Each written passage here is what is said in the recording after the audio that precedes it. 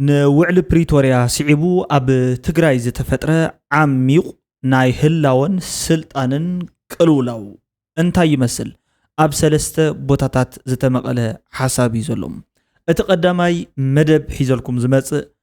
sovereignty and survival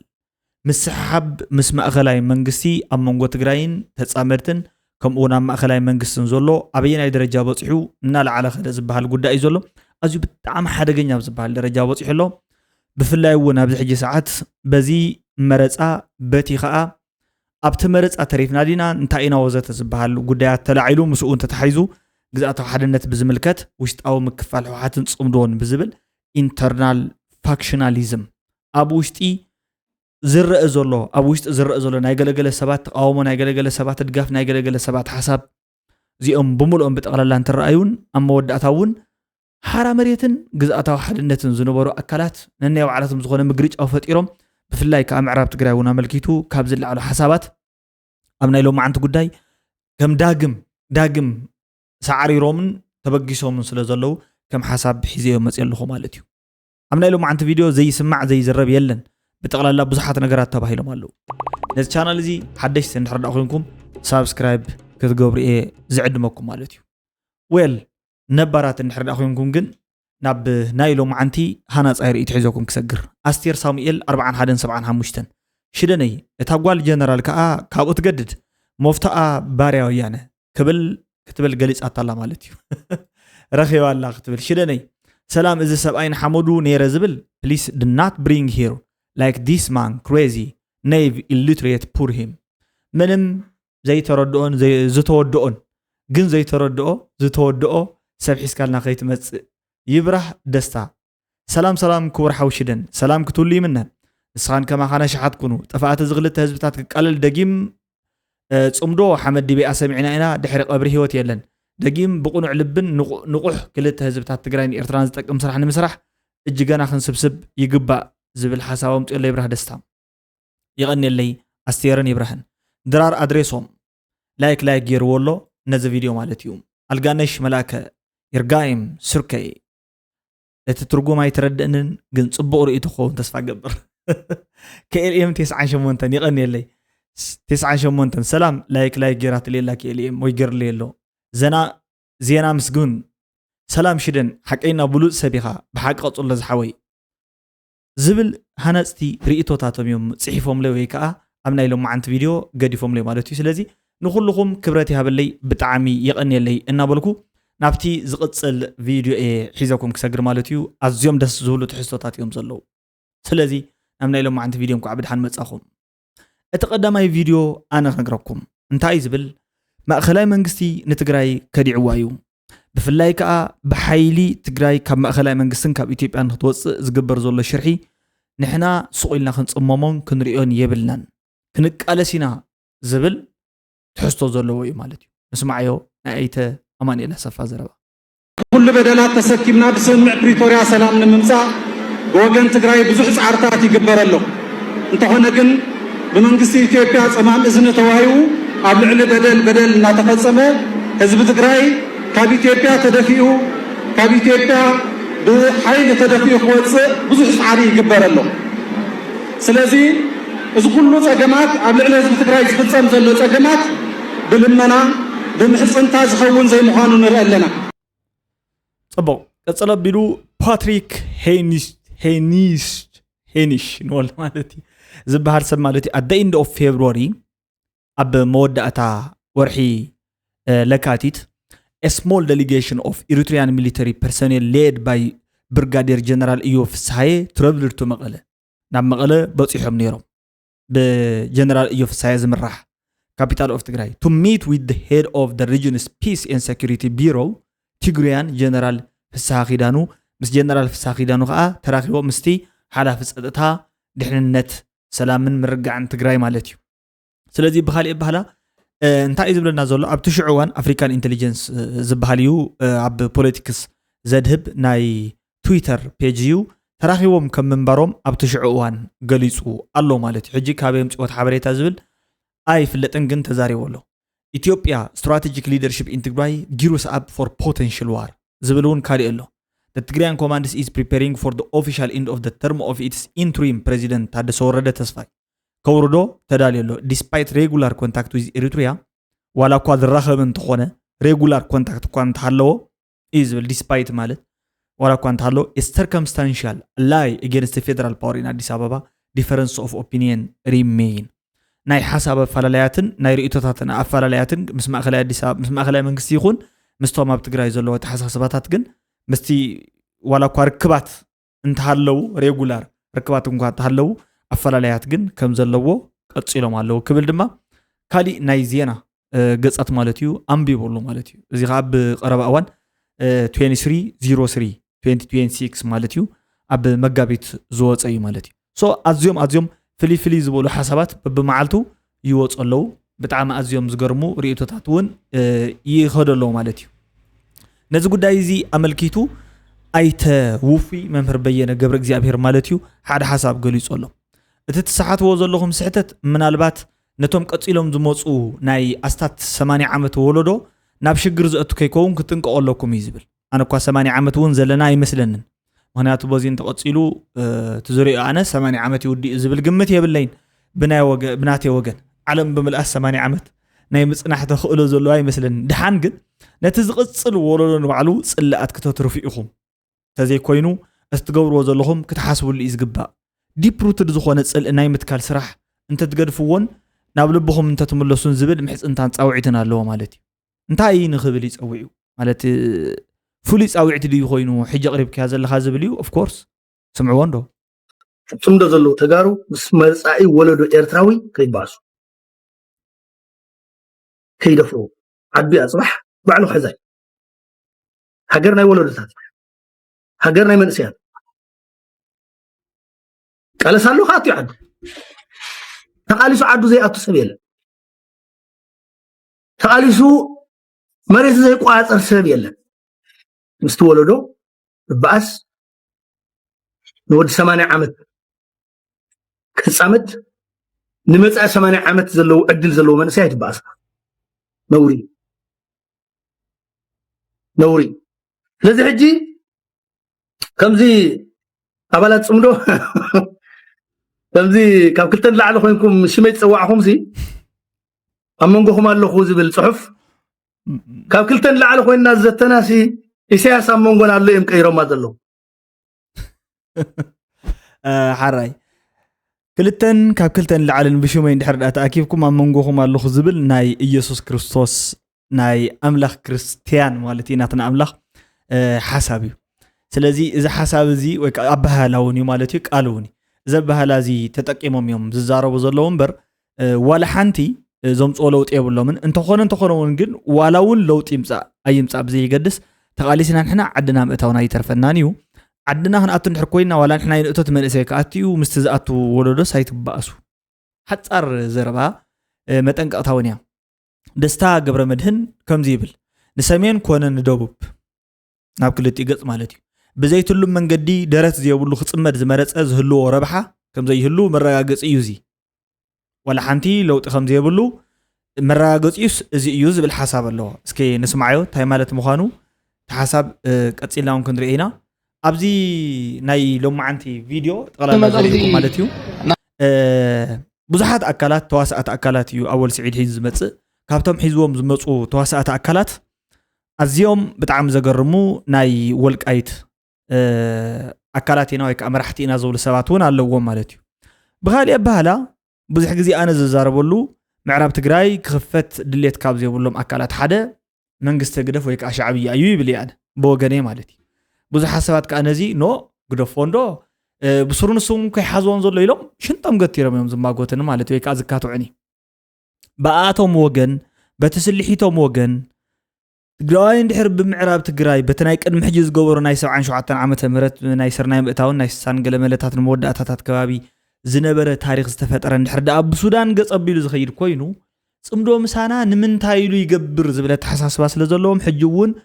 ምዕራብ ትግራይ ሲ ምስ ሓይልታት ኣምሓራ ቆፂሮም ወይ ከዓ እንተኮይኑ ንበይኑ ተመላሳይ ኮሚቴ ዶ መመለስ ኮሚቴ ዝበሃል ኣጣይሾም ብኸም ዓይነት ዝምራሕ ትግራይ እዮም ዝሓስቡ እዚ ድሁል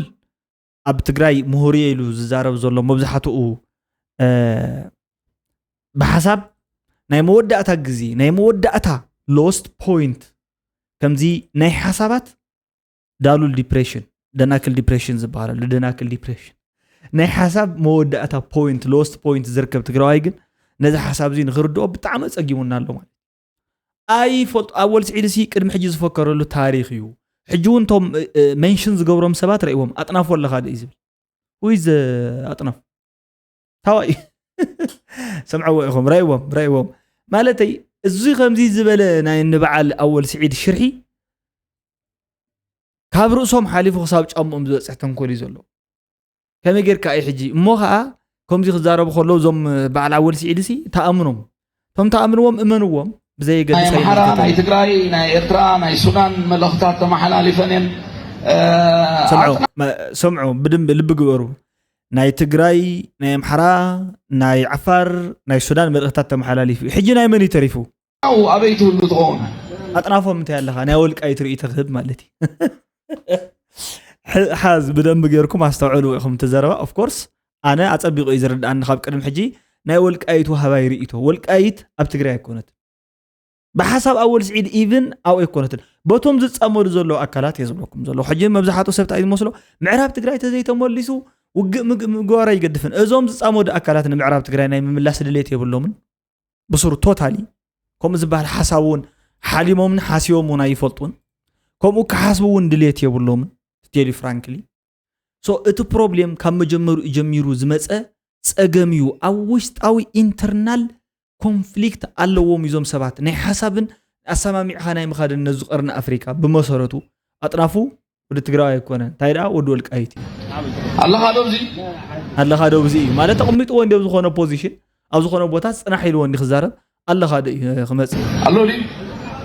አጥናፉ ማለት ኣብዚ ወልቆቶት አለው ስለዚ ሓንቲ መልእኽቲ ካብ ወልቃይት ወን ከናሕልፍ ኣለና ወልቃይት ትግራይ አይኮነ والكاي تقرأ يا خالد. ملأفتي سوس لزغنا.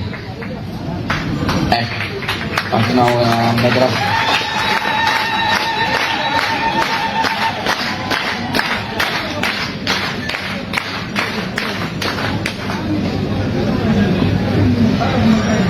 حصرت بلد ملأفتي بزعبا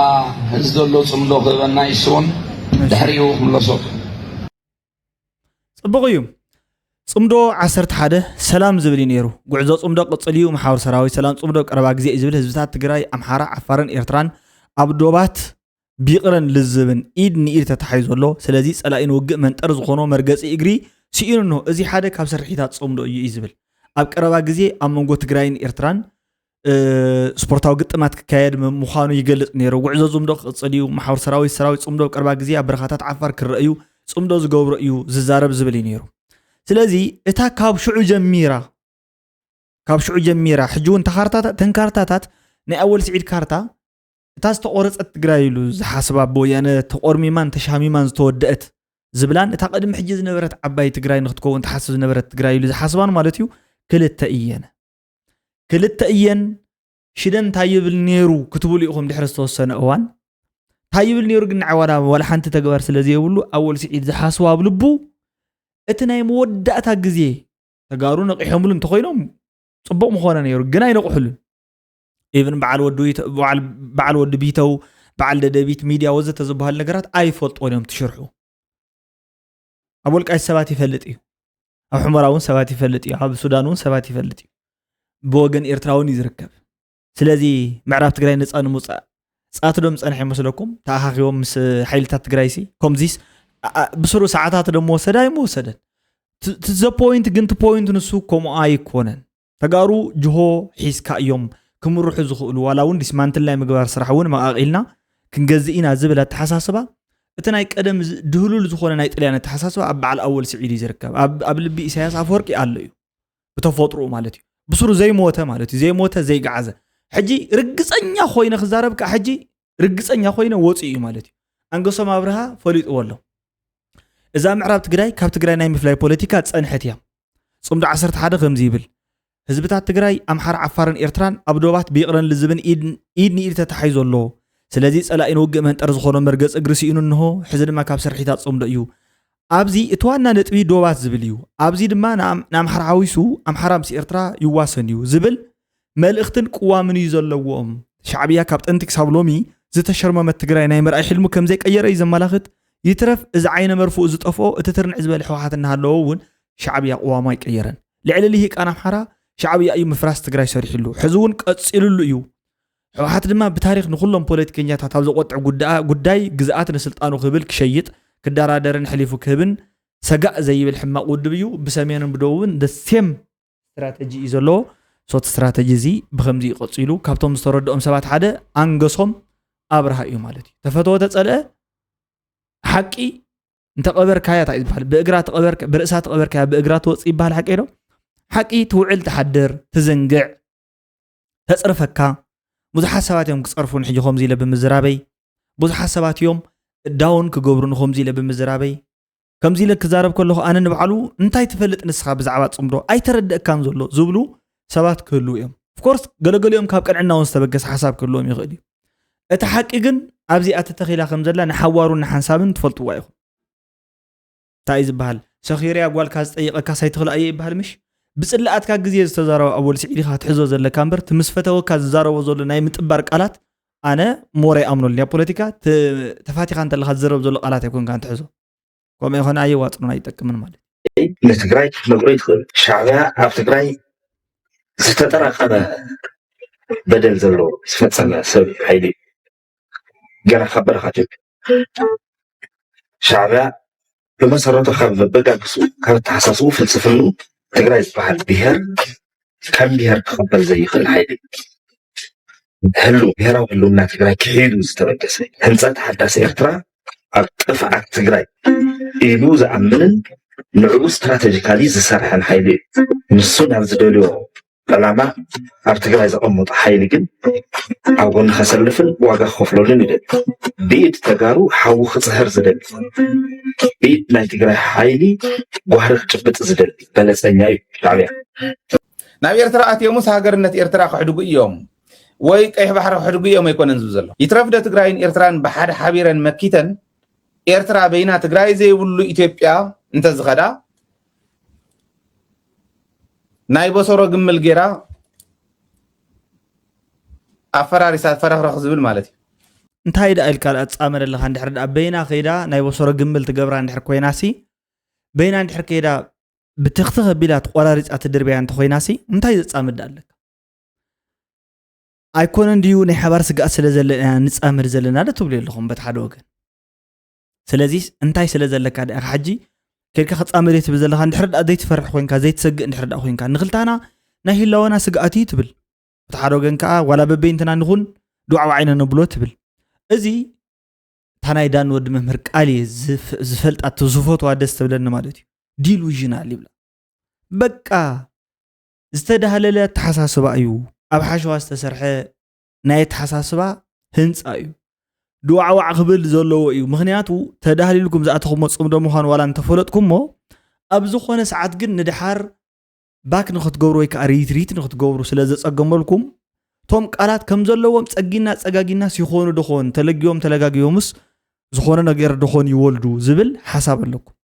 ኣነ እመነኒ ኣይወልዱን እዮም በቃ የለን ክወልዱ ኣይክእሉን እዮም ዋላ ጸግኖም ኣይጸጋግኖም ሲ ኣይኮውኑን እዮም በቃ ኣይኮውኑን እዮም እንተይለካስ ድሓን እመነኒ ይብለካን ንምንታይ እንተይልካኒ ንስኻውን ሓሳብ ይልካ ክዛረቦ ዘለኻ ግን ረኣዮ ማለት እዩ ናይ በሰሮ ግምል ክትገብራ ነይራ ኣብ 7-8 ክትመቕላ ኤርትራ እምበር ትኽእል ኣያ ክትወስደላ ኣይኮነን ዝብል ዘሎ ድኻትኩም ቀቲልካ ልሕደግ ሞይትካ ልሕደግ ዳ ኾነ ምትዕራቕማ ዘሎ ዳ ኾነ ሽጉም ትወስድዋ ዘለኹም ታጽምዶ እንትትፈጥሩ እንተለኹም ዓንድ እንተሃሊኩም ጽኑዕ እምነት ዘለዎ ተፈራሪንኩምሉ ንህዝቢ ትግራይ ወሓስ ክኸውን ዝኽእል ኣሰይ ጽምዶ ገርና ኢና ጽባሕንዎ ብድሕሪና ዝወቕዓና የብልናን ሞ ንቅድሚት ደድፋ እንተይልና ኣይበል እንተይልና ናብ ቅድሚት ተደፊእና ስርሖም ኣይሓድጉን እዮም እምበር ብፍሉይ ኣባህላ ጽምዶ ዝብል ሽም ወፂ እምበር ጉርበትና ምሕዝነት ዕርክነት እዩ ዝኾነ ኮይኑ ግን ከም ትቕድም ኢሎም ዝገለጽዎ እዚ ክያዶ እዚ ክንደይ ዝኣክል ተኣሚኑሉ ይኸውን ናብዚ ክረኣቱ እንተለና ክንደይና ዝኣክል ዓርሰ እምነት ሕዝና ናብቲ ሕብረተሰብና ኣቱለና ክንደይና ዝኣክል ኢና ኣሚንና ቅድም ኢሎም ገሊፆም እዮም ጽዋ ምድግጋም ከይኸውን ምንቲ زياتهم وددمو يحد قريمو وزلوهم سلام حجي انتاي مالت موسيلكم بتزرباسي أقنع بيلخ نقرأكم ولددمو يحد قبر أمو زبهال بقئز عبهال الله وددمو سينا يدو يتقبارا يقدفين زبلي بخالي بهالا قلل بزبلتسي زياتهم اللي مقلصهم زلو من البات يمثلني ኤርትራውያን ወይ ከአን ካልኦት ከባቢታት ዘለዉ ህዝብታት ወይ ከአነት ህዝቢ ጠቅላላውን ትክክል እዩ ምስቲ ዝፃመደ ኣለኹ ገለገለ ዝብ ዘሎ መሪሕነት ደጊፉ ዘሎ ሰብ ብጠቅላላ ነዚኣ ደጋፊ ግደፍ እያ ትምልከት ይመስለኒ ኢለ ይግምት ተቃውሞ እውን ክትውክል እያ ምክንያቱ ክኸድዕና እዮም ፅባሕሲ ክውዕና እዮም ወቂዕምና ደይነበሩን ዓሚየ ብቅድሚ 2013 ዓመተ ምህረት ሻዕብያ ዝብል ምናልባት እቲ ወቂዕምና ደይነበሩን ክወቅዑና ድዮም ኣይክወቅዑና ንዝብል ድሕሪ ፅምዶ ካሊእ ቅየር ኢሉ ዝሓስብ ሰብ ስለ ዘሎ ፀገም የብሉን ኣይቅየርን ናይ ብሓቂ ይኹን ብሓሶት ፈፂሙ ኣይክቅየሩን እዩ ዝብል ተሓሳስባ ዘለና ግን ንምንታይ መስኢልኩም ኣነ እቶም ፅምዶ ዝገብሩ ዘለዉ ኣካላት በቃ ንሳቶም እዮም ኣዮም እቶም ነቲ ፅምዶ ዘይደልዩ ኣካላት ብኸመይ ዳዮም ፅምዶ ዝብል ቃል መሪፆምሲ ነቲ ፀልኢ ከም ሓድሽ መንገዲ ሒዞምሉ መፅኦም እንተኢልኩምኒ ንምትላል ንምዕሻው ማለት ንጥርቀለም ወርቅ ለኺኻ ወርቅ እዩ ናይ ምባል ስራሕ እዩ አልዎ እዩ ግን በቃ ትፅምዶ ናይ አልዎ እምበር ናይ ወርቅ ይኮነን ወርቅ ማለት ተፃሪዩን ተፈቲኑን ብሓጉ ዝሓለፈ ተኮይኑ ዝተመስከረሉ አይኮነን ንኽመስከረሉ ናይ ግድን ግዜ የለ እዩ ኦፍ ኮርስ ግን እቶም ሒዞሞ ዘለዉ እንዲ ምስ መን ከም ትውዕል ንገረኒ ስራሓ ነግረካ ዝበሃል ለሓቀ ኢዶ بعل من يوم تصاميدهم صوب دخمي مخانو خفلت انحر كويس من يوم تصاميدهم يفلت كم كنت قعم نغلينا دحر انت تكوسنيا بمان كانت تحلن ايدك يغورنا ابي خيدو سرح ايرتراوي صلاح حزب تግራይ ማለት ነው ዓለም መንግስት አሜሪካውን ኮ ጄኖሳይድ ፈጽምኩና በላይ ሰጎመሉ መንግስት አሜሪካውን ሪኮግናይዝ ገበሮ ጄኖሳይድ ዘፈጸመ ኃይሊ ንሱ ኮይንካ መስራህ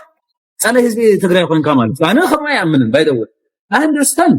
your motive. كأني صلاحي تقدف نسبة تراي تنت زلوا نوعون وقاد نسبان مسرحيته ولا لله. I understand that logic. لين تجاوب عرسكم المدحة مس ولا شيطان يكون مس شيطان تسبب كتب لنا يتخيل. We have to understand one another. What this is توسع سبب فطوري. ما حبر سوون خمود توسع سبب.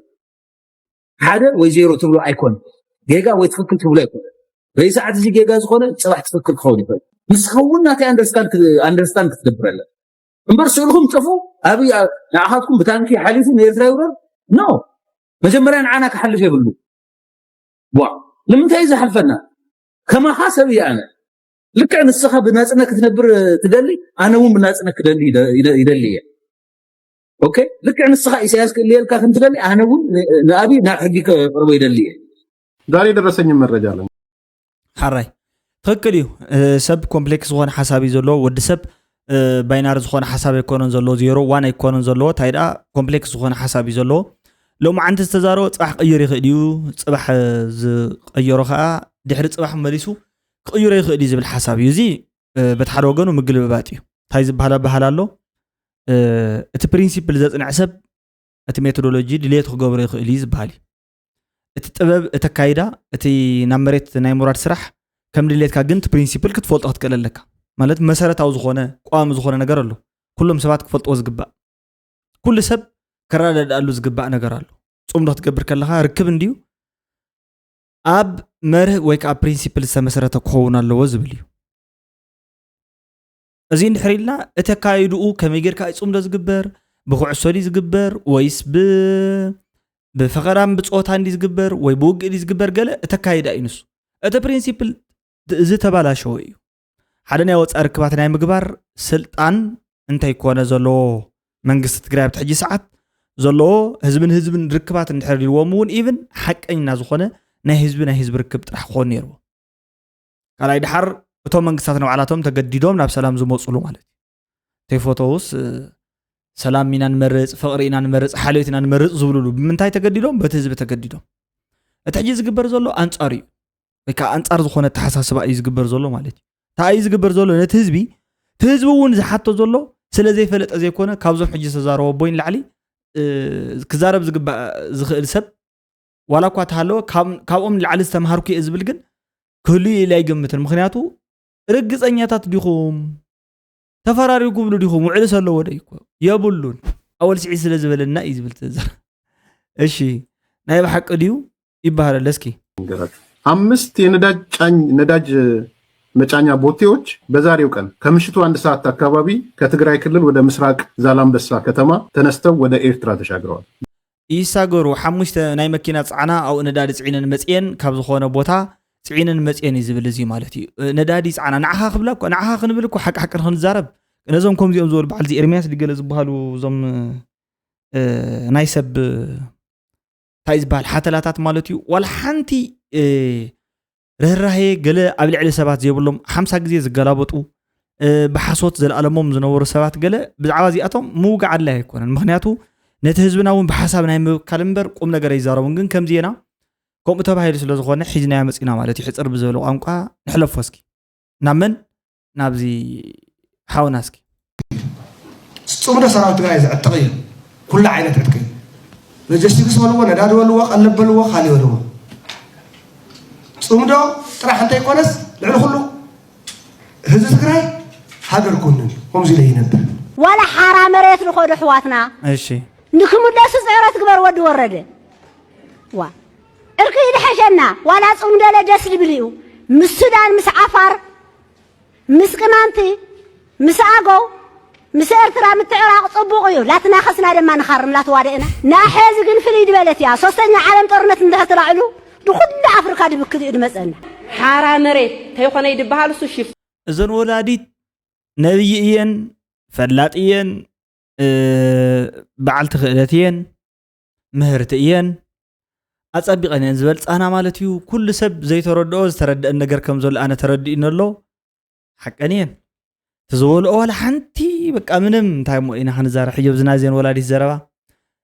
ልዕሊ ዋጣያ ዝዋጥስ ክዋጥ እንተይኮነስ ከውጠይጢ ዝበሃል ዘረባ ኣሎ ክነውጠይጢ እንተዘይኮይና ኣብዚ ሓሳብ ንባዕሉ መሃብ ብጣዕሚ ኣዝዩ ከቢድ ነገር እዩ ናይ ብሓቂ ኣዝየን ፍሊትን ብልሓተኛን በዓልቲ ክእለትን ኣዶ እየን ተረዲእዎን ኣሎ እንታይ ከም ዝፍጠር ይፈልጣ እየን ማለት እዩ መሳርሒ ካልኦት ምዃናስ ኣጸቢቐን ይርዳእ እየን እዛ ብዘላ መንእሰይ ብኣንጻሩ ኣይተረድእቶን ክንዋጋ ኢና እያ ትብል ብድሕሪኣ ዘሎ መንእሰይ ከዓ ርእሶ ድኒን እዩ ዝሓክኽ እንታይ ኮን ሒዛ ትዋጋእ ትኸውን ኣነ ድየኒኹ ዝኸይድ እዩ ዝብል መሬት ሸፍቶም ህዝቦም ድሸጡ ሌዋው ሸፋቱ ድንህዋ ዓዲ እዩ ኣሕና ምሳቶም ኣይኒ ድመሪ እቶም ደቅና ለተቃርቦም ናይ ትግራይ ትስዕላ ኣይኒ ድመሪ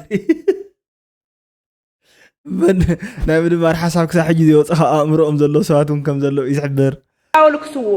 እንታይ ደፍርሕና ኣረ ጀነራላትና ልቢ ግበሩ ሰብኣይ ዘጋጆ ይለዩ ሰብኣይ ጊዜ ዕድገልኹም ለዩ እዚ ና ምዕራብ ህዝቢ ለ ዓዱ ኢተይ ዋላ መስዋዕትነት ይካፈል ዋላ ሕናለ በቃ እቶም ደቅና ጥራሕቲ ይኾነ ሕናለ ትግራይ ትስዕላና ንስዋ ስለዚህ ይኾነ ደግ እሺ ይኾነ ዝብል ቆሪጥና ክንልዓል ክንክእለና ማለት እዩ ተኾነ ብሰላም ክንነብር ብሓደ ብጉሩብትና ክንነብር تزي كوين جن نحن كمان نمهز سلذين ناس أبزا أولا ما تخزر وادلي أنا نلا ما تحكوا قيتك ويقرن بتولد بتحسس واجن كاو قيتك وأنا بلبا معزوخ أنزلوا بايز أو جزا خيرهم التايون حساس يوم ران أنا زخانة سو يدفر نديو دس زولا سو كزارب مصالي رجرك أرجعي ودبيته مالتي نايم حكي زني أخ عشاء أمزول خازلو بق أنا بحكي إذا نقرك سب حاول أيس ألن بمساراتي أزملك ولا تتحسسوا وحج ولا حدا تسأي نايم حكي إن إحنا زارب تسأي زل أتحسس بازي يقولون دي بمساراتو جيت هتشرد زل أتحسس بازي يقولون جن تزهلوا والنيرو ولا زحفر تزغونون نبؤ نديو يحفرمون دك حاو بتاعته نقول يحفرمون ترديكا سب مسارته مالتي حجي أو خيرك أنا كو إذ قروكم بوليتيكا تحساسات تالي حساسات قروم تاي بزبلي خاط قروم حزب لما تحجي نسخة كم تقربهم ከንጨብጭቡልካ ይኽእሉ እዮም ቶም ዝሰበኽካዮም ቶም ስሎም ቶም ወግዕታት ክህሉ ይኽእሉ እዮም ኣብቲ መሬት ክወርድ እንተሎ ግን ግልብጥ እዩ ዝብል ስለዚ ፈልጥ እየ ነገረካ ረዳ ሓለፎም ሒዞም እዮም ተቃሊሶም ቅድም ሕጅስ ወይስ ንዓኻ ኣለም ገብሩ ሓልሒዞም ረዳ ሓለፎም ሒዞም እዮም ራያ ተቃሊሶም በቃ ነገረካ ተሓቂ እየ ዝነገረካ ዘለኹ ኖርማሊት ናይ ቀደም ታሪክ እየ ዝነገረካ ሰብ ኣብ ከከባቢኡ ዘሎ ሰብ እዩ ዝፈልጥ ሰብ ኣብ ከባቢኡ ንዝረኣዮን ንዝዕበዮን ባዕሉ ስነ ልቡና ተሓሳስቡ ንዓይ መስል ንዝወለ እዩ ዝኣምን ንዓኻ ከኣምነካ ይኽእል እዩ ኣብቲ ኣኼባ ክንጨብጨብ ይኽእል ከጣቃዕ ይኽእል ተሓቂ ግን ንዛረበሉ ኸ በቃ ድሕሪኻ ኺድ ምስ በልካ ዝንኦ ሓሳስዮም ኢለውካ በቃ ርግፀኛ እየ ወይ ኣምሕር ልድኦም ኢለውካ ሽዑ ማለት እንታይ እዩ ዘልኦም ኢለውካ ደቂ ራያ በቃ ርግፀኛ እየ ማለት እዩ ካልኣይካ ተዛረብካዮ ቃላት ኣብቲ ውሽጢ ዘሎ ቆሪፅና ኢና ውፅኢና እያ ምክንያቱ ናይ ሚድያ ስብእና ናይ ሚድያ ስነ ምግባር ኣይውክልን ዋላ ንዓኻ እውን ፅቡቅ ይኮነን ዋላ ነቲ ቃለሶ ሓሳብ እውን ፅቡቅ ይኮነን ሓቂ ክነግረካሲ እንተተቃለስካስ ዓሻተ ዘይትኸውን እንተትኸውን እምበር ከመይ ጌርካ ኢኻ ንስኻ ስዒካ ኣብ ሃይማኖት ከምዚ ዝበለ ሰብኣይ ስምዒታዊ ተቃላሳይ ዋጋ የብሉን ድሁላት ኣይትኾኑ በቃ ብልሓት ተመልኡ በቃ የለን ገና እዩ ኣይበፃሕኹሞን ማለት እዩ ፔሽንስ ዝበሃለሉ ፐርሲስተንስ ዝበሃለሉ ትዕግስቲ ዝበሃለሉ ለሲ ኣብቲ ጥቁስ ክትሓልፎ ይከኣልኩምን በቃ ገና ተገኒሕና ተፀሪብና ገለ ይበሃል ክትፀረበለካ ሽዑኻ ዕንጨቲ ምዃንካ ትድለ ሽዑ ዕንጨቲ ሓደ ዕንጨቲ ጉንዲ ዝድለ ምስተፀረበ ማለት እዩ በተሓሳስባ ከዓ ከምኡ ምስተፀረብካ እዩ ፈጣሪ ይደልየካ ሰብ ይደልየካ መሪሕነት ይደልየካ ኩሉ ይጠልበካ መልሓስካ ዝወፁ ዘሎ ቃል ብጣዕሚ ተጠንቀቐሉ ስሕተታት ከም ስለ ዝነበሩ እዩ በቃ ስለ ዝረኣኽቦም እየ ንብዙሓት ሰባት ክቐይም ዝኽእል ሊትራሊ ምስ ሓደ ሰብ ምፅራፍካ ንዓኻ እዩ ዝምልከተካ ኣነ እንድሕሪ ክትፃረፍ ደሊኻ ግን ከምዚኦም ዝኣመሰሉ መሪሕነታት ሒዛ እያ ዓዲ ክወፅየ ትብል ዘላ ፈጣሪ ድኣ እንታይ ዝበሃል ይተዓረቐና እስኪ ብትግራዋይ ሓደ ሰብ ኣፍታ ድሕሪኻ እኒአ ግን ስቕ ኢሉ ርግፀኛ እያ ዝበትሪ ሒዙ እኒአ ሰብ ኣብዚ ድሕሪኻ ግን ዋታ ገዲፍዎ እዩ ብስሩን እዩ ድንብርጭ ዘይበልካያ ንምክንያቱ ሓቂ ይፈልጥ እዩ ሓቂ ኩሉ ሰብ ይፈልጥ ኣይፈልጥን ኣይበሃልን ባይዘ ኣነ ተማሂረ እየ ኣነ በዓል ፍሉይ ፅሕፈት እየ ኣነ እኮ ኣብ ሚድያ እዛረብ ዝውዕል ኣነ እኮ ናይ ባዕለይ ዝኾነ ማይ ከለን ገለ ዋላ ተትብል ዓይኒ ህዝቢ ኢሎም ዓይኒ ዓራት እንታይ እዩ ዘይርኦ ነገር የብሉ እንተረዲካ ኣብ ዓራት እሲ ሰብኣይ ሰበይቲ ዝገበርዎ ይርአ እንታይ እዚ ከም ዝበሉ ይፍለጥ ሓደ መንፊት እዩ ነኳሊ ማለት ብደንቢ ገይሩ እዩ ዝርኢ ብዙሓት መርኣይታት ኣለዎ ካልኣይ ከዓ ምስጢር ዝበሃል ነገር ኣይሓብእን ይፈልጥ እዩ ህዝቢ ከዓ ከምኡ እዩ መንፊት እዩ ክነግረካ ማለት እዩ ሱቕ ኢሉ ዘይሰምዐካ ይመስለካ እዩ ዘይሰምዐካ ይመስል ከምኡ ግን እግደፎ ኣሽምባያዶ ህዝቢ ትግራይ ካሊእ ህዝቢ እውን እንተንወስድ ናይ ብሓቀብ ዘለዎም 21 ክፍለ ዘመን ተረዲእዎም እዩ ካብተን ወላዲት ንስኻሲ ዘመናዊ ተሓሳስባን ዘመናዊ ፌስቡክን ኢንተርኔት ኮን ትጥቀም ትውዕል ተሰዓብየኑ ንሰን ገሊፆን እየን ፈሊጦን እየን እቲ ኮላተራል ዲስትራክሽን ዝበሃል ነጊረና ኸ እየን ደም ኣይኮነን ኣተሓሳስባ ህዝቢ ትግራይ ከባድ ኣፅዋን ገጢምዎ ኣሎ ናይ ቅርሺ ፀገም ኣለዎ ኢኮኖሚኡ ከመይ ከም ዘንቀሳቅስ ተፀጊሙሎ ነዚ ዝፈትሕ ህፁፅ ስጉምቲ የድሊ ተረዲኻ እንደለኻ ህፁፅ ስጉምቲ የድሊ እዙይ ማለት እዩ ከመይ ክፍታሕ ኸ እዚ እንድሕር ዘየብል ኮይኑ ናይ ባዕልኻ ኢኮኖሚያዊ ምንቅስቃስ ትገብር ኣመይ ወላ ክትሻብ ቅርሺ ናይ ባዕልኻ ምጥቃም ድሕር ሰብኣይ እዚ ባይዘዩ ምሁር እዩ ብሓሳብ ደረጃ ክሪኦ ከለኹ ሰብኣይ እዚ ኣዝዩ ምሁር ሰብ እዩ ክጥቀመሉ ኣለዋ ዓድና ማለት እዩ ፅቡቅ ሓሳብ ክሓስብ ተለውን ኣመዛዚኑ ኣስተንቲኑ ተረዲእዎ ሓሲቡ እዩ ዝመፅእ ጎበዝ ሰብ እዩ ተዘልዕሎ ዘሎ ሓሳብ እንታይ መሲልኩም ማእኸላይ መንግስቲ እንድሕር ዳ ገንዘበይ ሂብን እየ ዝብል ኮይኑ ባንክታት ባዶ እንድሕር ዳ ዝኾና ኮይነን ህዝብታት መተዓዳደጊ እንድሕር ዳ ዝገብሩ ኮይኖም መተዓዳደጊ ገንዘብ ይሓቀይዶ ገንዘብካ ናይ ባዕልኻ ትሕትም ትኽእል ኢኻ እዎ ስልጣን ማእኸላይ መንግስቲ ስልጣኑ እንታይ እዩ ክቋፀር ኣለዎ ገንዘብ ክሕትም ኣለዎ ይሓቀይዶ ኣይህብን እየ እንተይልካ ኣይህብን እየ እንተይልካ ዳ በቃ ካሊእ መተዓዳደጊ ዋላ ትገብር ዋላ ንምንታይ ብቆፅሊ ዘይኸውን ቫልዩ ዘለዎ ነገር ስማርት እዩ በቃ ሰብኣይ እዚ ማለት ይምቸወኒ ክነግረኩም ኣይክእልን ፈላጥ እዩ እውን ከዓ እዚኦም እዮም በዓል እዚኦም ይሕሹ ኣብ ትምህርቲ ዓቕሚ ዘለዎም ሰባት ይፍለጥ ሓሲቡ ይዛረብ ሓሲቡስ ይዛረብ ንቕድሚት ንድሕሪት ይርኢ ማለት እዩ እንታይ ሃፕን ዝኸውን ዘሎ እንታይ ክዛረበለን እንታይ ክዛረበለን እውን ይፈልጥ እምበር በዓል ወዲ ቢተውስ ጠፊና ኢና ተረዲኻ እንደለኻ مخمناي أوريت دولة خلت تشكم كان بعراك تجز ኣይኮውንኒ በቃ ንሓደ ኣይፎን ባይኤኒሚልስ ከድካ 20 በጊ ሒዝካ ከድካ ክትገዝኦ ይትኽእልኒ ሓባይዞይ ኣይኮውንኒ ወዲ አዲስ አበባ እንታይ ውሕስና ኣላ ኩናት ተጀሚሩስ ኣበይ ከም ዝጅመር መን ይፈልጥ ማንም ኣበይ ከም ዝውዳእ መን ይፈልጥ ማንም መን ይድሕኖ አዲስ አበባ ኸይዱ ኣይናይ ስርዓት ይድሕኖ ኣይኮነን ቱ መንእሰይ ተሕዚ ካብዚ ውፃእ ዝልዎ ዘሎ መንእሰይ ንባዓልቶም እንታይ ውሕስና ኣሎ ምንም አዲስ አበባ ከመይ ጌርና ኢና ውሕስና ናታትን ክትኮን ትኽእል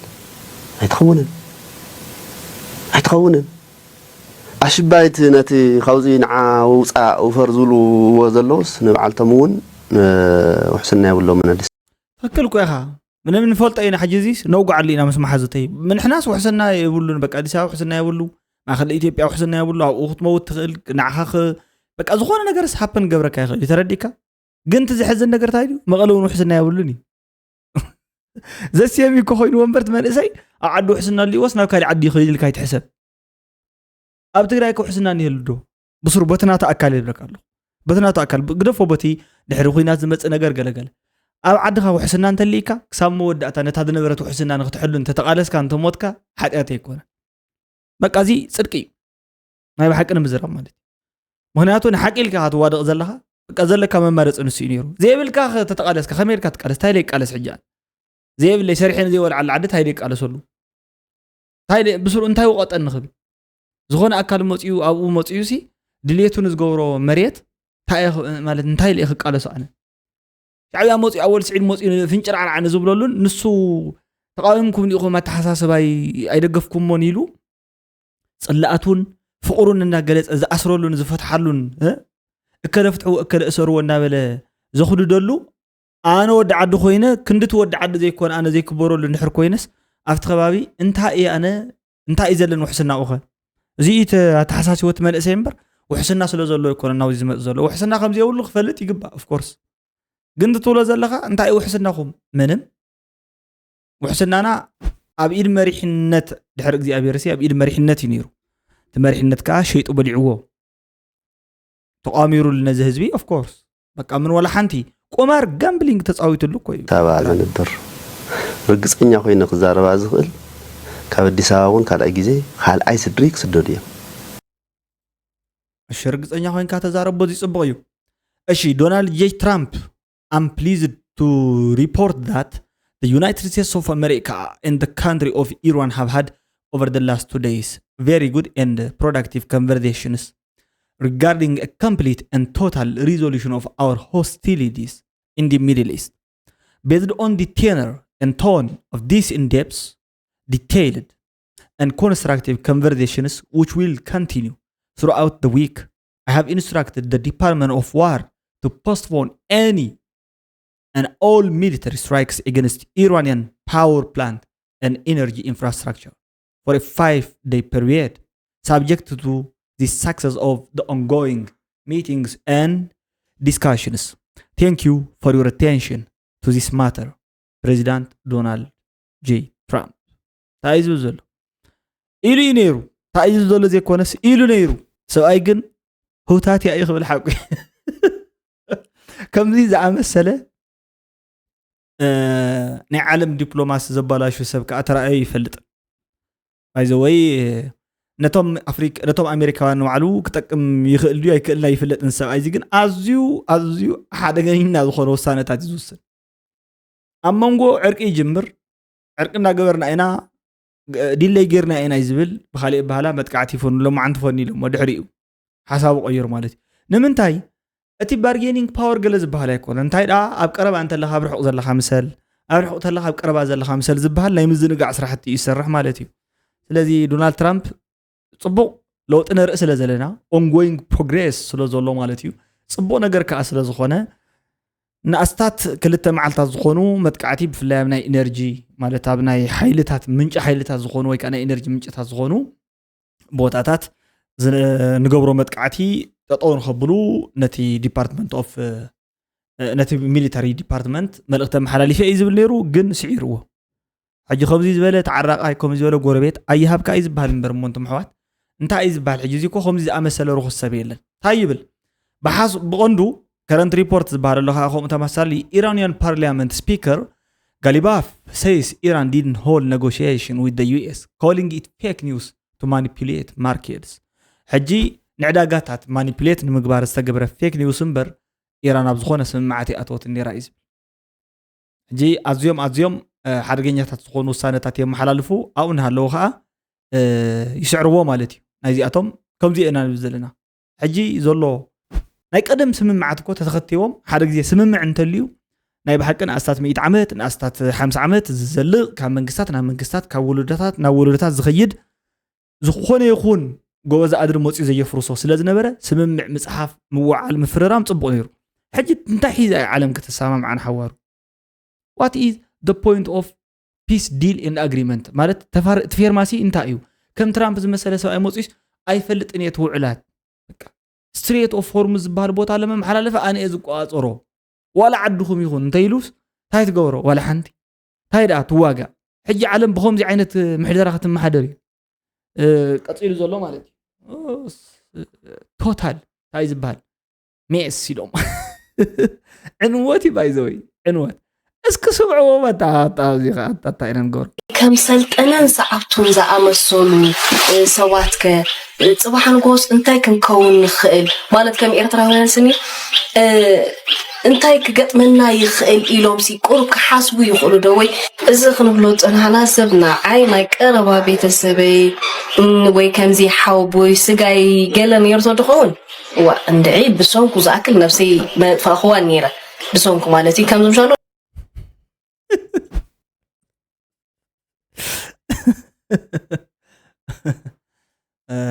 ወይ ዛይቲ ምበር በቃ ሓቂ ዋላ ናይ እንጀራና ምንጭ ይኹን ምበር ሓዊ ኣብ ኢድ ግቡእ ዘይኮኑ ሰባት ኣብ ኢድ ሓላፍነትን ሪስፖንሲቢሊቲን ዘይስምዖም ሰባት እንትወዲቑ ዕናዎ ስለ ዝኾነ እዛ ቻይናሲ ሓደ ጽቡቕ ሕጊ ኣውፅያላ ኢሎማ ኣብዚ ማሕበራዊ ሚድያ ክትንቀሳቐስ ትኮይንካ ኣብ ሶሻል ሚድያ ክትነጥፍ ትኮይንካስ ሓደ ዲግሪ ብዘለካ ዓውዲ ክትነጥፈለካ እዩ ናይ ዲግሪ ግን ኣይኮነን ካብ ምህሮ ኣእምሮ እንዲ ግን ብሱር በኣውሩ ግን ትክክል እዩ ኣነ ወነ ኮምፒውተር ሳይንስ የምነጠፍኩ ማለት እዩ መሓሸኒ በዓል እዚኦም ነዚ ክትግዕታዶ ትርህፃ ይበሃል ዓቂ ነዚኦም ክትሰምዑ ዶ ዩቲዩብ ትኸፍቱ ክቡራትን ፍትዋትን ኣሕዋት ከመይ ዝኣመሰለ ሕማቅ ግዜ ከም ዝበፅሓና ክነገረኩም እንታይ ትብል እሲ ኣነስ ሓፍተ ሰልጠነ ተዝኾን ነረ ቤተሰቡ ተዝኾንስ ዓርሰይ መጥፋኹ እንታይ ማለት እዩ ነቶም መዝማዱ ዓርሶ መጥፎ ዲነት መልእኽቲ ዋት ደ ሜሴጅ እንታይ ማለት እዩ ማለት ኣዝማድ ሰልጠነሲ ክትሓፍሩ ይግባእ እንታይ የራኸቦም ምስ ሰልጠነ ብሱር ሰልጠነ ዝሕፍረ ኣይኮነን ብመሰረቱ ግን እንታይ ዘራኸበሉ ምስ ኣዝማደይ ኣነን ኣደይ እንታይ ዘራኸብ እዩ ዘለና ወሊዳትኒ ናይ ተሓሳስባ ኣፈላላይ ግን ኣለና ኣነ ዝሓስቦ ብልበይ ኣደይ ዝሓስቦ ብልባ ግደፉ እዮሞ ኣዝማደይሲ ኣቦይን ኣደይን ኣደይ ተወላዲተይሲ ምሳይ በተሓሳስባ ዘራኸብ ይብላን ዛስዋይ 18 ዓመት ምስ መላኣኒ ጎጃ ክሓዝ ተባሂል ኢንዲፐንደንት ኮይነ ካብ ገዛ ዝባረር ንምንታይ ናይ ተሓሳስባ ጽግዕተኛ ዘይኮንኩ ብድሕሪኡ ናይ ባዕሊ ሓሳብ የዝዕርፍ ናይ ባዕሊ ውሳነታት ብድሕሪኡ ይሽምገል ይዕረቕ ይእሰር ይፍታሕ ቦት ዝዛረቦ ቦት ዝገብሮ ተረዲኽን ኣለኺ እዚ ከምዚ ናትክ ዝመሰለ ሓሳብ ግን ንእስቲ ሓፍቲ ተተማሂርክ እውን ከም ናትክ ትምህርቲ ዝበለ ትምህርቲ ምንም ቁም ነገር ስለዘይብሉ ባኺኖም ዞም ወለዲ ተዘይተማሂርክ ኮይንክ ከዓ ክትመሃሪ ምሕፅ እንታይ ያቅርበልኪ ብኣውሩኡ ግን ካብ በዓል ሳዋ ሽኮር ክትርሕቕ ምክንያቱ ምሳ ኣድግያ ዝውዓለ ዝራብዕስ ህላ እንተዘይለመደ ጥራጥ ለመደ ዝበሃል እቲ ኮመን ዝኾነ ናይ ክልታኹም ጥራጥ እንታይ እዩ ሓሶት እዩ ስቑ ኢልካ ፀርፊ እዩ ፀርፊ ከዓ ስፒች ኣይኮነን ካራክተር ኣሳሲኔሽን ንባዕሉ ንክትፍፅም ክእለታት ሓትት ዋላ ከም ኣትሊስት ሓቂ ንዛረብ ተተባሂልናስ ከምቲ ኣብ ወልሲ ዒድ ዘቕርቦ ዶ እኳ ኣይተቕርብን ጓለይ ናቱ ኮ ፅቡቅ ተቀራርባ ወይለይ ዝኒእኺ እንታይ ولا خلت إن حزم مدحن ولا تزارب خم دس بالك ولا تدراما خالو اللي هو نفسي اسمه فنفن قوى متصل أخوة بفقر متصل أخوة بلسل يا بلفنفنيا وعني تلقي بلفنفنيا دحر دقي انتي تسفى أوريت كلهم مالتي فنفنيا اسكي أو أني تفنفنيا كاف سلطن انت حتي شيح جزية بيلو سلطن زخون حاو كله كم زخير رقصني عندي مهنياتو سوات كوينا كلنا نحفر لهم زي كونس حماق صرح انتهى خوينومس سلطنه እኮ ጽቦ ይሰርሕ ከም ሰልጠነ ዝበለ ሓውተ ዘሎና ኣነ በቃ ስቆይለ ኣብ ማሕበራዊ ሚድያ ለይትን ቀትርን ላይቭ ማአተው ንምንታይ ኢንተልክንስ ይኾርዓሉ ማለት እዩ ይኾርዓሉ ሓቂ ነገር ከዘለኹ ማለት እዩ እዚ ናይ ምቅብጣር ናይ ምሽቅባጥ ገለስ ኣይኮነም ብስሩ በዚ መልከት ግን እንተኾነውን ሕዋተይ ንኩሎም ይኾር ዓለም ሕጂ ዋላ ዝሓመቀ ሓው ዝበሃል የለን ዓጽምኻ እዩ ስጋኻ እዩ ማለት እዩ ኣይሞተሉ ይሞተሉ ጥራሕ እምበር ኣይሞተሉን ይሞተሉ ንሕመቁ ዋላ ሕማቅ ይኹን ዋላ ተሰነፈ ይብለክ ሓወይስ ሓወይ እዩ ንስኺ ግን ብስሩን ዋላ ትሕቲኡ ክህልወክን ይሙት እስከ ዓርስኺ ኣጥፍያ እስከ ሸቃቕ እስከ ብልያ ንስኻ ከም ኤርትራዊ መጠን ቤተሰብካ ወይ ናይ ቀረባ ተላጢኻ ነይሩ እንተድኸውንስኒ እንታይ ምበልካዮ ንስኻ ዋላ ተቀራርባኸ ብስሩ ወጅሃት ወይ እንታይ ምተሰማዓካ ስማዓካ በዓል እዚ ኣዝማትካ ኹን ወይ ውላድካ ኹን ሕጂ ካልእ ሓደ ምሁር ፖለቲከኛ ኣብ ናቕፋን ገለን ካድር ትምህርቲ ወሲዱ ድኸደ ይመስል እምበኣር ናይ ናቕፋ ትምህርቲ ሲ ካብ ናይ ኣሜሪካ ትምህርቲ ይበልፅ ኮይና ደርሆስ እንተሓለመት ጥረ ዝበሉ ወለድና እኮ ሓቆም እዩ ደርሆ እንተሓለመት ጥረ ሕጂ ቀደም እዩ ቀደም ሓደ ግዜ ኣኮ ኣለኒ ኣኮይ ኣብ መቐለ ዝነብር ኣኮ ያለኒ ሕጂ እናተምሃርኩ እናሃለኹ ቀላሚኖ ዝበሃል ኣሎ መቐለ እናተምሃርከው ኣብቲ ቤት ትምህርቲ ሲ ኣኮይ መፅእ ይርአኒ ብዙሕ ግዜ እዩ እሞ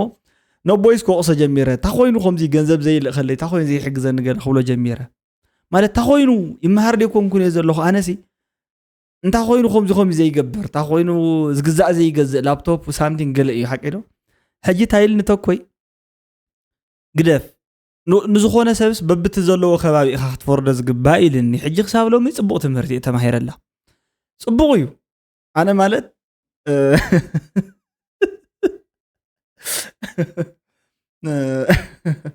እንታይ እዩ ዝበሃል የኣባይ ልጅ ውሃ ጠማው ዝበሃል ኣባህላሉ ብምሓርኛ ንስኻ ሲ እቲ ትምህርቲ ኣበይ እዩ ዘሎ ኢልካ ትሓስብ ማለት እዩ ካድር ዝነበረ ፖለቲካ ሰልጢኑ ዝኸደ ኣብ መን ኢኻ ትብልዮ እኮ ይመስል ኢልዋ ኣብኡ ከይዱ ደይ ሰልጥነ የለን እንታይ ኢሉካ ትናትካ ትምህርቲ ዝሰልጥነሉ ዋላ ትስልጠና እንተሰልጠኖ ነይሩ ዳብል ቻንስ ይኸውን ማለት እቲ ክመሃሮ ዳብል ኤጅድ ስዎርድ ይበሃል ብክልቲኡ ገፅ ዝተሳሓለ ይኸውን በቲ ናይቲ ዓዱ ፍሉይ ክእለት ይህልዎ ኣብ ካሊእ ዓዲ ከይዱ ዝተምሃር ከዓ ከምኡ ፍሉይ ክእለት ይህልዎ ማለት እዩ ፅቡቕ ይኸውን ሞገሰሲ ግሬስ ኣብ ልዕሊ ግሬስ ማለት እዩ ውስኸካ ፅቡቕ ነገር ትኸውን ተዘይተማሂር ግን እቲ ናትና ዘሎ እዩ እቲ ናትና ዘሎ ናይ ካድርነት ትምህርቲ እዩ ምክንያቱ ንስኻ ኢኻ ተማሂርካ እንታይ ዳ ክትገብር ዳእሞ ለለዋ ለይብላ ዓዲ ሃዶ ትነብር ኣቦና ኢልካ ክትፀሊ በዚኣ ተማሂርካ ንስኻ ዲግሪ ማስተር ዓለም ምንታይ ከም ዘሎ እንታይ ትፈልጥ ዶ ብሱሩ ይፈልጥ ዶ ይኸውን ብዛዕባ ኳንተም መካኒክስ ገለ ኳንተም ዲስፖዚሽን ወዘተ ዝበሃሉ ቲዮሪታት እዚ ኳንተም ኮምፒውቲንግ 3D printing ሜታፊዚክስ ገለ ዝበሃል ትምህርታት ኣብ ዓለም እንታይ በፂሖም ከም ዘለዉ ኣበየናይ ህንፃ ኣበየናይ ደብሪ ተሰቂሉ ከም ዘሎ ትምህርቲ እቲ ናይ ትምህርቲ ናይ መወዳእታ ላዕለዋይ ጠርዚ ዝበሃል የለን ባይዞ ምክንያቱ በብዝኸድካዮ ትምህርቲ ናይ ኩሉ ዳይሜንሽን ይወስደካ እንተ ከይድካ በቃ ብዝኸድካዮ ትኸድ ትቕፅል ክሳብ መወዳእታ እዩ ግን ከም ዘሎ ድሓን ኣትሊስት ሪላቲቭሊስ ኣበየናይ ዝሓሽ ዓዲ ናይ ትምህርቲ ከሪክለም ከም ዘሎ ንባዕሉ ኣይፈልጥ እንተወሳኽታ ኣይፈልጥ ነገሩ ኣነ ስኺኢለ ዘይንቕፅል ከናፍቲ ቆፂኡ ዘለና ንምንታይ ዘንውሕልኩም ዘለኹ እቲ ቪድዮ ክኸውን ስለዚ ኣይግበረና ዘመድ እዚ ኣይግበረና እዩ ዝብል ዋይ ግበርካ ኣምላኽ ምክንያት ተገይርካ እዚኣ ሰልጠነ ጉድካ ስማዕ እዚኣ እያ ነይራ ሰሚዕኻ ዲኻ ቀርሕት ካበይ ኻ መፅኣ በጃ ኢለካ ቀርሕት ወይ ቀርሕት ተኻይሉ ለይ ጓ ተባሂሉ ኣታዚያስ ደቂ ኣስመራ ናይ ባሓቂ ናይ መጨረሻ ግን ናይ መጨረሻ ክልቲኣቶም ሲ ስሕሰቦ እዚኣ ሕጂ ሲ ሜካፕ ጌራ እዚኣ ዶ ትሕሸኒ ቀጠልያ ዶ ብጫ ዶ ክዳን ቀይራ ተነሽጣ ነዛ መፅኣታ ዘላ ሲ ምሽክነቲ ካብቲ ስድራ ኣድያ ዋላ ካብ ደገ ዝሓወሉላ ሲ እዚ ዘይበሃል ገንዘብ ኣውፅያ መፅኣ ሰልጠነ ክትብል እየ ዘለኩ ንሱ እውን ረንጀር ዓፂቡ ኣፅርዩ አንቂፁ ተኸዲንዎ እየ መፅኡ ሰልጠነ ንኽብል ንሰልጠነ ክዛረቡ ሲ ክንደይ ወፃእ ገይሮም መፅኡ ኣብያ ክሰደሎም ኣድራሾም ሃውኒ ዘበነይ ተዝኾኑ ተሓነቁ ትላላ ናይ ምሕናቅስ ኣይግድሸና ግን ኣበ ክትረኽብዮ ከም ሰልጠነ ዘመድ ኣበ ክትረኽብዮ ዕድለኛ ዶ ክትኮኒ ሓደ ግዜ በስመራ ከለኹ ኣነ እውን ብዕድመው ንእሸይ ነይረ እቲ ክምልሶ ዝኽእል ሕቶ እውን ኣይነበረን ድሓን እግዚኣብሔር ካፈልጥ ክረዳእና ይገለልስ ኣታ ኣኽሊሉ እንታይ ኻ እግዚኣብሔር ኢልካ 10 ግዜ ትዛረብ 30 ዓመት ህዝቢ ኤርትራ ብደርጊ ክጭፍጨፍን ክቕተልን ከሎ ኣበይ ነይሩ እግዚኣብሔር ትብሎ ዘለካ ግደፉና ሓይሊ ብዛዕለም ዝዘናብር ኣሕዋትና ወፂኦም ድዕምስምስ ኣቢሎም ናፅነት ኣምፅኦም እምበር እዚ እግዚኣብሔር ገለ ትብሎስ ማለት እዚ ዘሎ ነገር ኣይትብሉ ገለ ኢልኒ ካብኡ ጀሚሩ ይትሕተፍዋ ከመይ ዳ እዚ ነገር ኢሎሞ ነፍሱ ብኻልእ ባህላ ቅፅል ኣቢላ ንእሽተይ ለምስከደት ሲ ሓይሊ እዩ ዘዋፅ እምበር እግዚኣብሔር ሲ ኣይትበል ኢኻ ኣብ እግዚኣብሔር ሲ ኣይትፀጋዕ ኢኻ ዛ ዓይነት እታ ዘረባ እኮ ሕፅር ክነብላ ከለና ሓይልኻ እዩ ዘዋፅካ ቅልፅምካ እዩ ዘዋፅካ ዝብል እዩ ሰብ ዕሽነቱ ብልዕ ኣቢሉ ክፀግብ ምስ ጀመረ እቲ ዝበልዖ ምግቢ ምርስዑ በቃ እዚኣ ታፀገሙ ናይ ሰይጣን ተንኮሉ ከዓ ንሰብ እቲ ዘለዎ ነገር ሕዲጉ ኣግዲፉ ኣምንዩ ወፅሊኡ ካልእ ነገር ሓድሽ ነገር ክምነ ምግባሩ ኢሎም ካብዚ ዝበለፅ ፅቡቕ ምኽሪ የለን ሕጂ ዝነግረኩም ዘለኹ ባይዘወይ ቀልዲ ዝመስል ዓብዪ ምኽሪ እዚ ሓውና ኣዝዩ ዝተሰሓተሉ ምኽንያት እዩ ዝምካሕ ዘበለ ኩሉ ብእግዚኣብሔር ክምካሕ ይግባእ ክምካሕ እንተለዎ ዝኾነ ሰብሲ ክምካሕ ዘለዎ መን እዩ ብሓይሊ ኣምላኽ ጥራሕ ብሓይሊ ሰብ እንታይ ትምካሕ እንታይ ኣለካ ንስኻ እኮ ኦፕሬት ገይረ ንሕድሕድ ሰብ ገለ ኣብ ትሪእየሉ እዋን ተዝነግረካ ተሰክሕ እንታይ ኣለዎ ድዩ ስጋ እዩ ዘሎ ጣሓኒት እዩ ዘሎ ኣብዚ ጨጎራ እዩ ዘሎ ካብዚ ማይ ዝመልአ ገለ እዩ ብዝኾነት ነገርሲ ትንክፍ ኣቢልካዮ ፈሲሱ ተንፊሱ ነፃ ትወፅእ ንእሽተይ ረኽሲ እንተተፈጢራ ኢብን ኣብ ኣካላትካ ኣዝዩ ኮምፕሊኬት ናብ ዝኾነ ሽግር መፅኡ ሰብ ብጣዕሚ ኣዝዩ በስባስን መዋትን ካብ ዝኾነ ፍጡራት ሓደ እዩ እቶም ራእይ ዘይብሎም ህዝብታት ብጠቕላላ ከም ህዝብታት ዝጠፍኡኻ እንታይ እዮም ራእይ ዘይብሎም ህዝብታት እዮም ትራእዮም ምስ መን ስለ ዝገበርዎ ጥበብ ዝብሃል ብጥበብካ ብክእለተይ ተቃሊሰ ክትብል ኢኻ ጥበብ እንታይ ድዩ ናይ መጀመርያ ጥበብ ናይ መጀመርያ ኢንስትራክሽን እንታይ እዩ ኣምላኽ ምፍራሕ እዩ ኣምላኽ ዘይፈርሕ ሰብ ብዝኾነ ይኹን መንገዲ ጥበበኛ እየ እንተበለ ዋላ ሓንቲ ዋጋ የብሉ ፈላጥ እዩ ጥበበኛ እዩ ክኢላ እዩ ንበል ኣምላኽ ይፈርሕ ከሰረ እዩ ዋላ ሓንቲ ነገር የብሉ ነዚ ሕጂ ጉዳይ ሃይማኖት ኣይኮነን ጉዳይ ሓቂ እቶም ኣዝዮም ናይ ስልጣነ ምዕቡላት ዝበሃሉ ሓያላት ኣብ ዓድታት እውን ንባዕላቶም ፅግዕተኝነቶም ኣብ እግዚኣብሔር ዝገበሩ ሓያላት ዓድታት ኣለዉ ብቐሊሉ ንሕና ሕጂ ንሪኦም ሕጂ ኣብዚ ሕጂ እዋን ከምዚ ተማራሲሖም ዝርከቡ ግን መወዳእታ ዝነበሩ ማለት እዩ ሶ ተስሕተታት እንታይ እዩ ሰብ ንእሽትለይ ስልጥን ንየለ እንተጀሚሩ እግዚኣብሔር ሲ ንሕና ክንውጋእ ከለና ሳምንታይ ነይሩ ኣፍታ ዝነበረ ኣሎ ንስኻ ሕማቕ ትገብር ከለኻ ከም ምንታይ ነይሩ ኣፍታ ዝነበረ ኣሎ ታንሳ ረሲዕኻያ ተሕማቕ ክትግበረካ ከላ ጥራሕ ዘኪርካያ ተሕማቕ ትገብር ከለኻ እግዚኣብሔር ተዝመፅእ በብመዓልትኸ ኦማይ ጋድ ኣይምፃእ ባወደይ ዝኹለይ በደልና መንክሪ ኣታ ዝሰብዚ እዎ ተመራሚሮም ከጥፎን ያምሉ ማዕንቲ ወካብ ሰብ ኣብ ሂወቱ ኣብ መዓልታዊ እንተዘይኮነ ግን ኣብ ዝተወሰነ እዋን ዘማርረሉ ነገራት ኣሎ እግዚአብሔር ኣይርኢ እንዲ ዝብል ኣሎ እቲ ዓይኒ ዝተኸለስ ኣይርኢ እንዲ ንብሎ እቲ እዝኒ ዝተኸለ እግዚአብሔር ኣይሰምዕ እንዲ ንብሎ ካብ ምሕር ናይ መከራና ጭንቂ ዝተገባአና ዝመፃና ማለት እዩ ስለዚ ምስ መረረና በቃ እግዚአብሔር ረስዕኒ እግዚአብሔር ከምዚ ኮይነኒ ኢልና ተስፋ ንቆርፀሉ ኣጋጣሚታት ኣሎ ግን ቃል እግዚአብሔር ተስፋ ክንገብር ከም ዘለና እዩ ዝነገረና ደንቆሮ ዝኾነ እዚ ነገራት ክትሪኢ ከለኪ ስኺሉ ዝተባሃለ ዝቕበል ክርስቶስ መጀመርያ ኣብ ልብኻ እዩ ክርስቶስ ኣይተረኣየን ተሰቂሉ ከምዚ ኮይኑ ኣብ ውሽጥኻ እዩ መንፈስ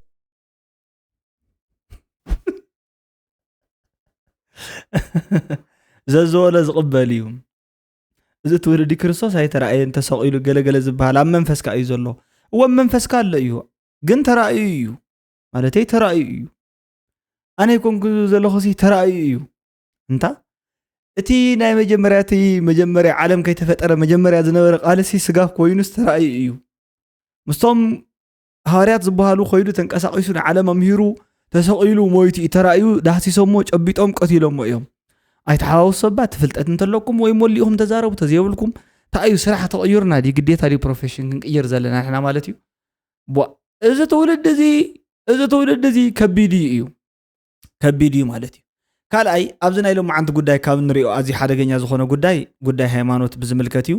እዚ ሃይማኖት ዝምልከት ኣብዚ ዘሎ ፈላሲኤ ዝብል ነበረ ቅድሚ ሕጂ ትፈልጥዎ ኣቦ ንፈልጦ ማለት እዩ ብንእስነቱ ፈሊሱ يفصم كأملاخسي مفصمتو إيهابك زبها حدا منأسي نيرو